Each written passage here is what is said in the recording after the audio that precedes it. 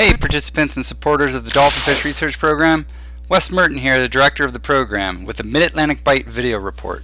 This past month we've had 3 recaptures and 1 satellite tag movement in the region.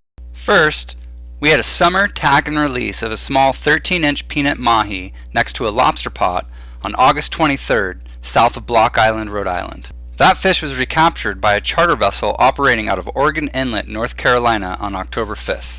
This represents our program's first summer to fall movement from Rhode Island Sound to North Carolina and shows that if fish are tagged, we will and can get information on their movements.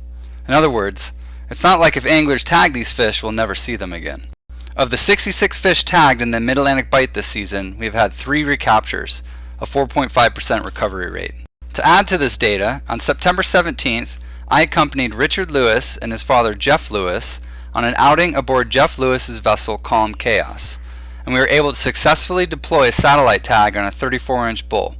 This fish was also caught and released next to a lobster pot. This young bull carried the satellite tag for 20 days, and the tag popped up 10 miles west of Wilmington Canyon off southern New Jersey on October 7th, 2 days after the Oregon Inlet recovery. The drift path of the tag after the tag surfaced was also toward the south for 5 days until the battery died.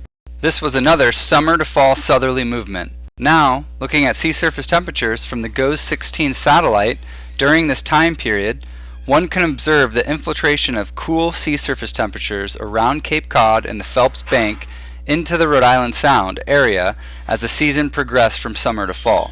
We also observed some eddies coming off the Gulf Stream move west along the bank.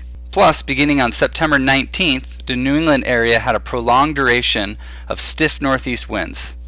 These oceanographic and meteorological conditions may have influenced these fish to move from north to south in the Mid-Atlantic Bight region. Looking at historic Mid-Atlantic Bight tagging data, we have also recorded summer to summer movements from Washington Canyon to Veach Canyon, summer movements from the shelf to the flats, and from the flats to the canyons. Now, looking at all historic recaptures in the Mid-Atlantic Bight, we have had summer and fall recoveries in the Mid-Atlantic Bight that were tagged in Florida and South Carolina during the same year's spring or summer. A faster movement average during the summer months to the Mid-Atlantic Bight is likely due to the proliferation of higher sea surface temperatures into the Mid-Atlantic Bight during summer, while spring and fall both have extremely variable temperatures in the region. The take-home message?